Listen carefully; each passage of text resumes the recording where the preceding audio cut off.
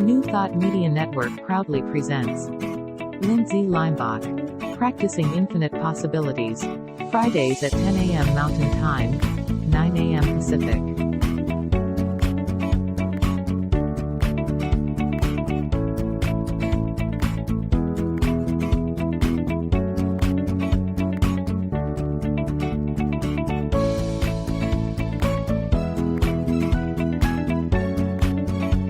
And now, here's Lindsay. Hi, everyone. Welcome to PIP with Bubba, right? Practicing infinite possibilities. Yes. So I just want to welcome everyone that's here to New Thought Media Network. Thank you for watching me on Facebook, or maybe you're watching me on YouTube. Put comments in there. That's the only way I'll know that you're on. And leave comments if you see this in recording, because then I see it then too. And feel free to pass it around. So what is our series that we've been doing on PIP? Here we go. The 7 Spiritual Laws of Success. Wow. Has that been awesome? Has that been so awesome? So I want you to know that we did the law of pure potentiality. Here, I have it up here to remember. Yeah, episode 36. I got to remember. The law of giving was 37, episode 37. You can go to the YouTube channel. The law of karma was 38. The law of least effort, which was last week, 39. And today is the law of intention. Intention. But before we start, I want to show you guys some hearts, because we all have actually been having the intention to see hearts wherever we are. Hey, I want to say hi to Wayne and Kevin, and I think my parents are here. Welcome, everyone. Thank you for being here. Excellent. So here, let me get back to my hearts. Look at some of these. These are awesome. Okay, check that one out. So that is a crumb that my girlfriend was sweeping up, and she looked down and she had a crumb. So who says dirt is bad, right? Isn't everything perspective? All of a sudden she's like, oh, I got to do the cleaning, and looks down and she felt like, oh my gosh, she felt like her mom was with her while she was in the house alone cleaning up. I thought that was so cool. Here's my girlfriend. She went to the store. Look at all those bears with the hearts. And it's so nice that this is in their consciousness, that they're just thinking about hearts and they pop up everywhere. Here's someone once again. The teeniest little thing. I don't know if I would be able to see that heart, but she had it on. She looked down on a rag and there was this little heart jumping out at us. If you are not having the intention, which is really what we're talking about today, to see hearts, if you're not saying to yourself and to your brain that I want to look for hearts, I want to look for good, you won't see this. There are hearts everywhere, all over, but you won't see them. You've got to open up, wake up, right? And so that's what we're talking about. Now, I went on a trip last weekend with my husband for his 65th birthday. And this is in a little town in Central California called Harmony, with a population of 18. Is that so cool? And their symbol is their harmony. And then they have heart. A heart with the population 18 in it. And I thought, oh my gosh, even on my trip, right? Even in the signs, look around, see the love, see the good. This is our temple. You know, Wayne always says white wizard. Here, I'm going to put up here. He writes white wizard. And to me, he's right. The purity of light and white and the empty canvas. When you're about to paint an oil canvas, you first put down the white paint to make sure that it is not having a filter system that's going to leak through your painting. And the wizard is in all of us, the creation. We are the empty paint canvas. We talked about this. God is the paint. we're the paintbrush, right? So my hands and my creation, my brain, all these things. But my higher consciousness is what creates these laws of success, which creates the picture around me. I mean, everything is perspective out of where you come from and what you're looking at. So I wanted to show you guys this other picture, which is so much fun for me. Look at that. That's perspective. That's me in a chair. Of course, I look little. Look how little I look with my dogs. Is that cool? And the reason why I say that that's a big deal is because I'm 6 feet tall, and I'm every bit of 6 feet tall. So when I sit in chairs, I don't look little. And of course, when I was in middle school, I wanted to be 5 feet tall or 4'8", and 98 pounds, and have curly hair, and I had straight hair, and I was, reaching 5'10", and wasn't 98 pounds. So I was longing to be like my peers. And this is what people do in maturation when they separate from their parents and their families. They go out and they start learning about how can they find themselves? How can they learn about themselves in middle school? And they start trying on different hats. And you tend to long to be somebody else. You see, movie stars, and how many people had, Teen Beat magazine. Now I'm dating myself, of course, because I'm in my 50s. But now instead of Teen Beat magazine, wishing I was that, now we have social media, and you're longing to be someone else. But that's really a young attitude, and you have to go through it. You try on different things, but you realize that you're the white wizard. You're the light. You have infinite possibilities. And we need to grow out of being in middle school attitude, right? That middle school attitude, wishing I was something else, into really accepting this vehicle, this individual, unique vehicle, all 6 feet of me. If I didn't accept it, I would be miserable, because every single day I would look into the mirror and I would see 6 feet woman inside of there, or 6 feet girl. And when you're growing up, that's a little tough to handle, because I'm telling you, there's not a lot of role models of women who come across feminine and pretty. And you can say, well, the models, yeah, they're on paper, those models, and they're bone skinny. That ain't happening either. So I really had to stop longing to be somebody else, and in middle school and in high school, and start embracing myself. And I did try on different things. Was I a jock? I wasn't a brainiac. We already know that because of all the dyslexia. At least not a brainiac within the school realm, because a high student wasn't what I was. I think when I got out of school and I could think in my own way, I ended up really embracing my uniqueness and accept that I'm smart. But we had to try them on, and we fit. And what does it fit like? And it's all right. And can you have enough self-esteem to say, no, man, that doesn't feel good? Can you register within you? That is the level. I was with a group of women, and I'd say our average age is in late 60s. And she said, we're the wise women. And I said, we are the wise women, because we do have longevity behind us. So we see these laws, the law of potential, the law of giving, the law of karma, the law of least effort, the law of intention. We see it actually in our life. We can look back and say, wow, when I did this, that was karma. And look how it helped me in the future, or look how it hurt me in the future. But when you're in middle school or in high school, you don't have longevity going on. So it's a harder to be the observer. The brain is not so set up to be the observer.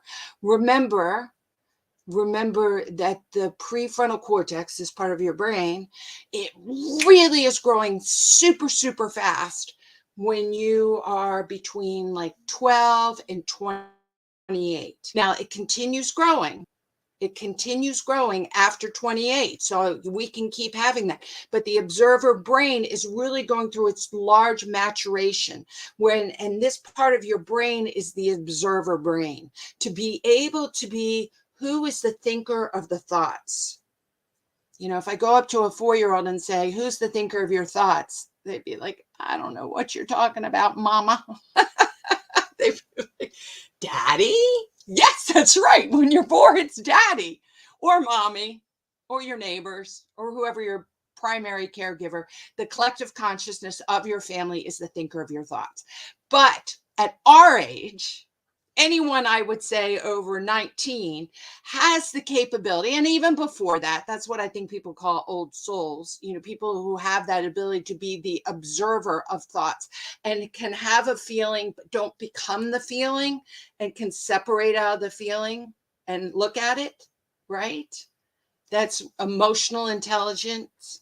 Emotional intelligence, but really what is maturation of the prefrontal cortex and the practice, infinite possibilities, the practice of going out and learning and really developing that part of your brain.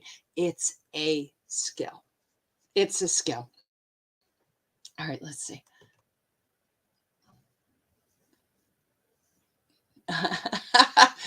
This is, you're a tall glass of water. Amen, brother. That is true. All 6 feet of me, I've been called a tall glass of water many times. And that's a compliment. Thank you. Thank you so much.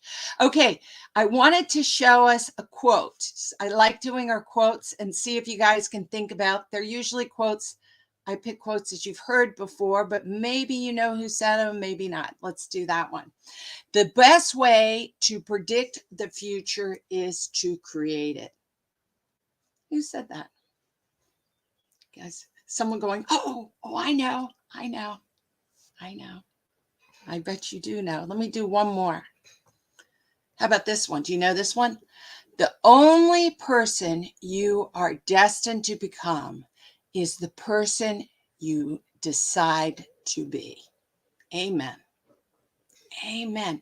The only person you're destined to become is the person you decide to become.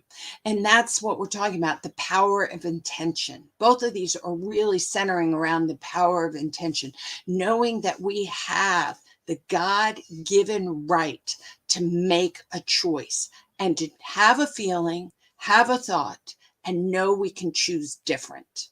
Or we can choose the same, right? So you start a good habit, you want to continue it. You have a good morning practice. You say, I'm going to get up. I'm going to do my gratitude. Always 3 things I'm grateful for. Today, I told people I was grateful for octopuses, and I'll tell you why in a second. I have a sip of my New Thought Media Network coffee. All right, who said these? Here we go. The best way to predict the future is to create it. Lincoln. Abraham Lincoln. Well, did he create our future for the better? He did.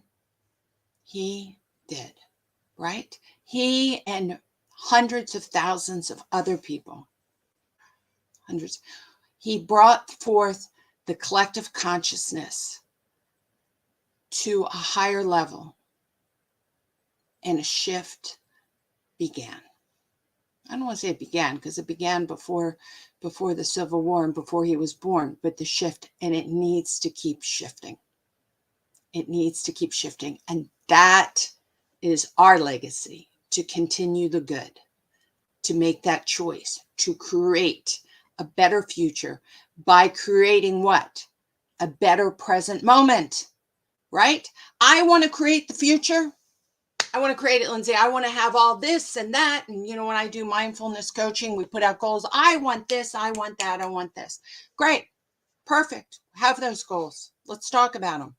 And what are you doing right now? What? No, I'm talking about tomorrow. That's fine. You can have those intentions. What are you doing right now? Because creation happens in the present moment, in this breath.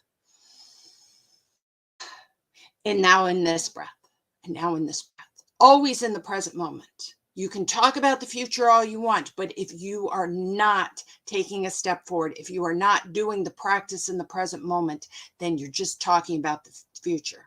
You're just spinning your wheels, right? It's like you're watching a movie screen. Think how many movies we've seen and TV shows we've seen.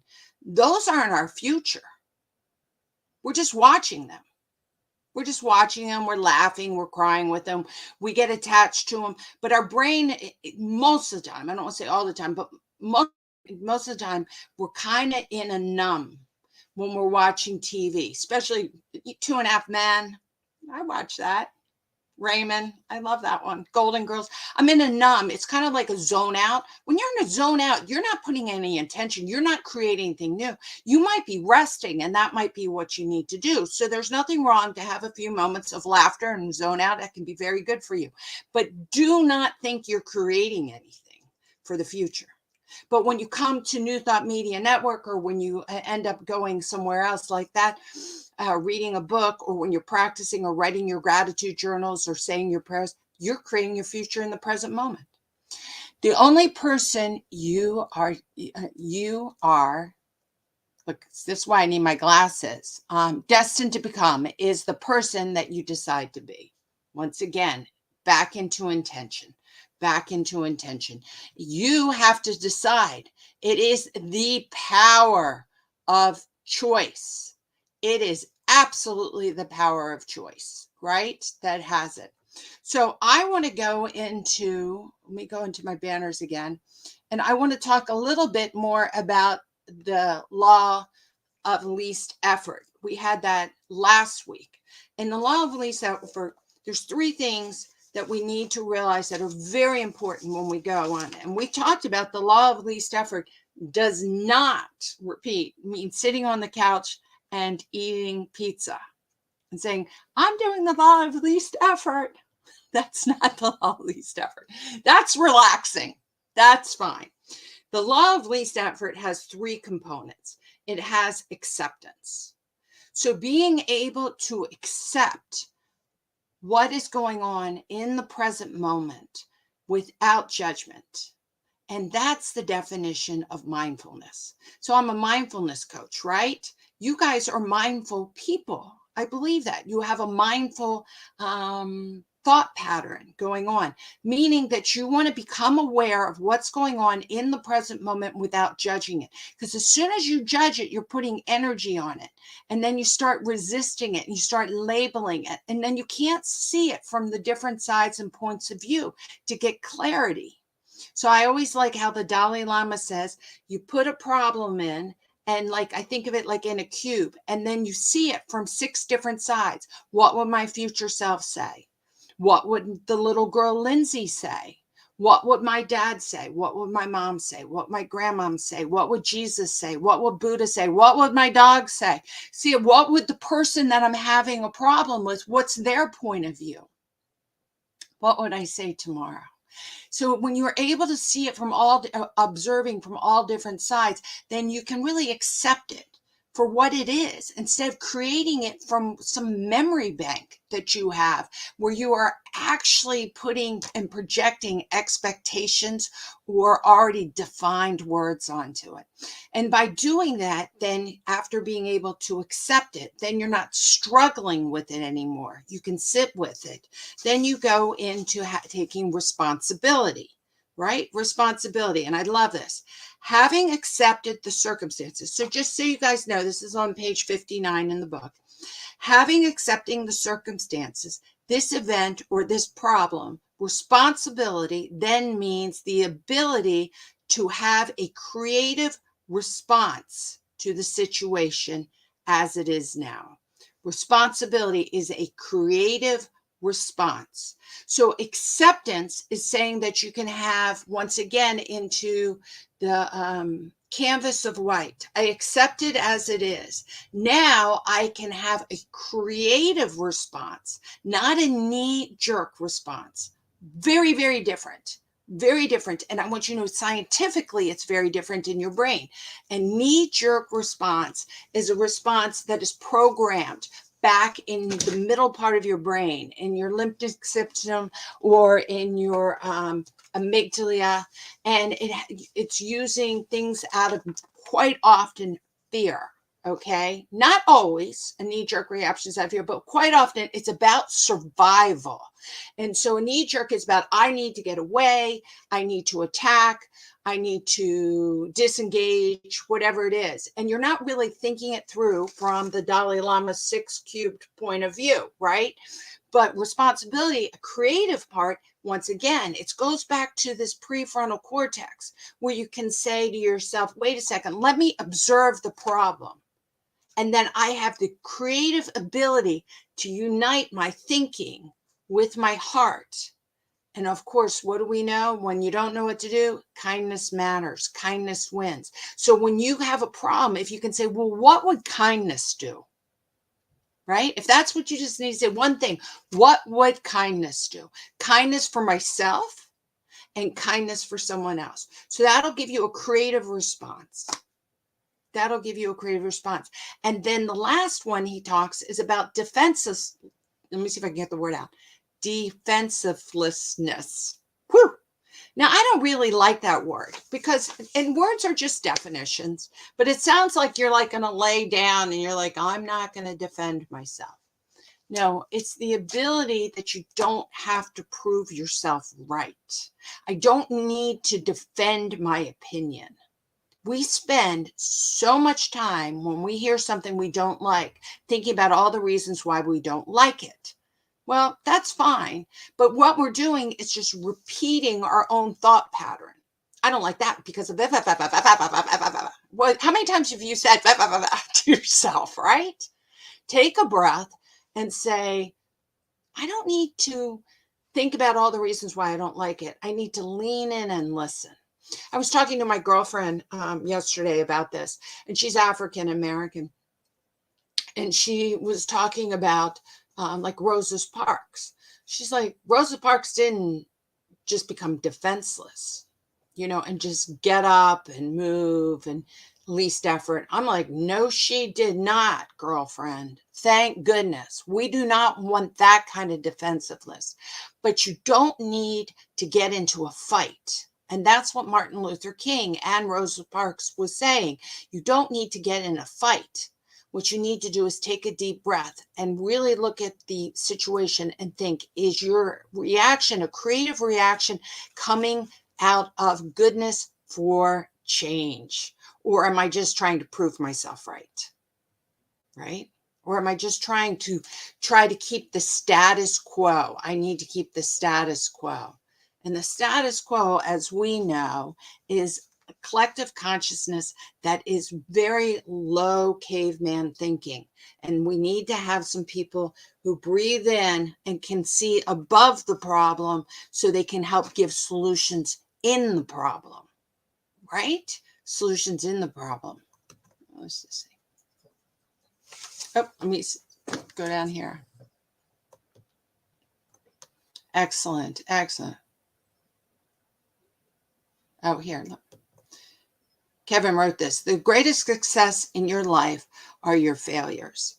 Now that's where we're going in with this. So you accept that you've had a problem or that you've failed, but I don't believe that there's anything in failing. They're just opportunities to learn. And that is what least resistance. You don't resist that you made a mistake. You lean into it, you accept it, you hold it, then you take responsibility for it, you make a creative solution with it. And you don't have to prove why you failed. You just need to lean in and grow. Lean in and grow. Okay, thank you, Kevin, for that. I really appreciate that. All right, let me go back to my banners. So today we want to talk a little bit about the law of intention. So what is the law of intention? What is he talking about? When you get into it, Deepak Chopra's, he calls it the law of intention and desire. I'm just going to call it the law of intention. Why? Because I get hung up on the word desire. That's my own thing. I get that he's not talking about the desire I think of, but I have studied a lot of Buddhism in my life. And by studying a lot of Buddhism, the Buddha would say, you want to not to have desire or attachment. They're different definitions. That's okay. But my definition of intention is the ability to have attention, focus on something, and using the power of your conscious higher energy, putting it forth and manifesting. Can we do that? Guys, we all can do that. That's why Wayne said he's the white wizard, meaning he is an open canvas of clarity, knowing that he has the internal power of that internal magic that's our own, all God's gifts, tapping into the energy of the universe. Now, if you listen to Deepak, he gets real into it. He talks about quantum physics and all that stuff. I like hearing it, but I can't teach it. You'll have to go into him understanding quantum physics. But the bottom line in it is, I really want you to lean into this. Think what you can understand is everything is energy, right? Everything is energy. That is a given in science. So, and this is energy. It's slow moving energy, so it feels very hard. Something that is like, less dense is faster energy. Things that are invisible, like sound, is even faster energy. Every cell in my body is energy, and it's all moving around. And I know it's hard for us to really see that in the mundane world because everything feels so physical and so separate. But that truly is an illusion, because the bottom line is we're all the same energy. We're just put together a little different in our own unique way. So when you realize that we're all our own same energy, then you realize that we're all really, truly stardust, as we say. We're all stardust, right? And we are all interconnected, and we're all being birthed out of the same thing, the same field of energy. And if you realize we're all coming from the same field, what is our mother? Well, we don't have a definition as a human being of understanding that. What is the mother? But we call it God. That's what I call the mother of all our energy, is God. And so if we know that we're all interconnected and we're all in this part of the same energy, then we can start using this knowledge in our intention. So how do you master that energy? Does that make sense? How do you master the energy? Consciousness. For me, it's consciousness. I don't want to be so arrogant to say that I don't know that. Here I have this is a beautiful god I have from, I think it's an African god out of stone, but it's out of black stone. I don't want to be so arrogant that this doesn't have a consciousness. Maybe it does. My science hasn't explained that to me, and I don't understand that. But I do know I have consciousness. And I also know that all living things have consciousness, even trees. If you think the consciousness of a tree, well, here's my big acorn. Isn't that cool? I found that. Is that just so cool? Of course, it's not a real acorn, but it's a good example. What is this? If this was a real acorn, this acorn has all the DNA. How does it know to blossom and bloom and become an acorn? I don't know. There's some level of consciousness in its DNA. How does this ending up being, tons and tons of wood, and knows to make acorns and to make leaves and to shed them and to make the meat of the acorn, and so the animals will take them and bury them? And oh my gosh, how? I don't know how, but it's consciousness. We have consciousness. So our consciousness is kind of a little further developed. We know that we are the thinkers of our thoughts. Maybe a tree knows that it's a thinker of its thoughts, but I don't know that. But I do know a tree will lean into light, and I've now seen videos that trees actually make sounds and that they communicate with their root systems. So as we get more developed as human beings and understand science is now validating that there's consciousness way beyond what we thought. And that comes back to my octopus I was talking about.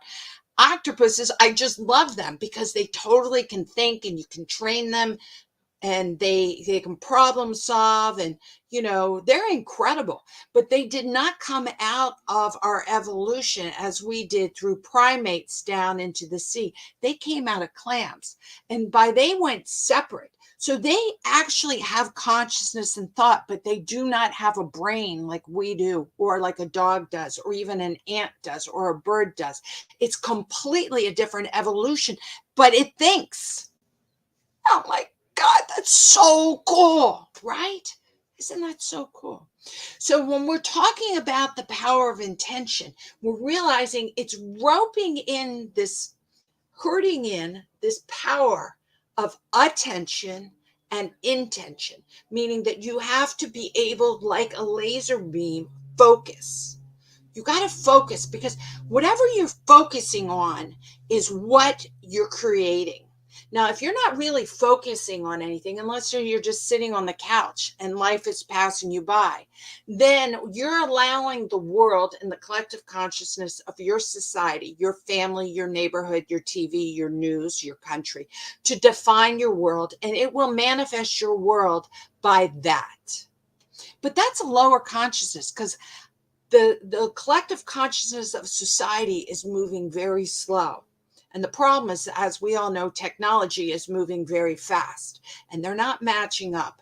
So as the individual, it is our responsibility to go to our higher consciousness, to our Christ consciousness, to our Buddha nature, and realize that we need to put our attention on the good, because our brain can either just dismiss itself to the collective consciousness that's around us, or it can go to the negative, or you can get drunk, high, you don't sleep well, things like that, and you go to your lower consciousness, which is survival mode. And survival mode comes, and that's when fear and anxiety kick in. When you're in chronic stress, fear and anxiety kick in, right? And then that your attention is on fear and anxiety and worry and the shoulds and all that kind of stuff, and not feeling good enough. That's lower level thinking, because you have a fear of not surviving, that you're not going to make it. And you go in that repetition. And what you're doing then is using this energy force, and your attention is going on the negative, and then your intention is negative. And therefore you manifest more of the same. Oh my God, just cut it out. So take a breath. Go into the least resistance. Allow things to be white, clear, so you can paint on your canvas higher consciousness, rise above the collective consciousness of maybe your family or your neighborhood or the news, and see the good and manifest the good. And then we circle back to practicing the hearts. All right, I ran over today because I just love doing this so much, and I have so many things I would love to say. We will go back and hit intention again, okay? Because the power of intention, I really want us to understand this is the magical substance. Attention and intention. What are you focusing on is a choice. And you might be kidnapped by advertisements or by media or by drama or by a friend or a family member, and they grab your attention. Everyone wants your attention. Okay. You have a choice to say, I am not going to be grabbed by attention. I am going to choose it. You can feel that your attention is being taken, but then you have the ability to take the shift and then make an intention to the higher good. So when you hit a problem, have attention on what you're looking at, then go to your 6 sides, look around it, be creative in your ability to respond to it. Don't necessarily feel you have to defend your point of view, because you're learning and growing. Oh my God, if I had my point of view when I was 16 now, I'd be in a lot of trouble. But at 16, I thought I sure was right. Right? But I wasn't. But that's okay. That was part of my learning. So I learned and I grew, like Kevin said. Don't have failure as being an obstacle. It's a learning lesson. It's an opportunity to growth. My life isn't necessarily always perfect or wonderful. It has pain, but I have the capability for it to not have suffering. And I have the capability to keep holding my light true and moving forward. That is the law of intention. Woo! Do I get an amen? Amen. Okay. So let me go back to my banners here.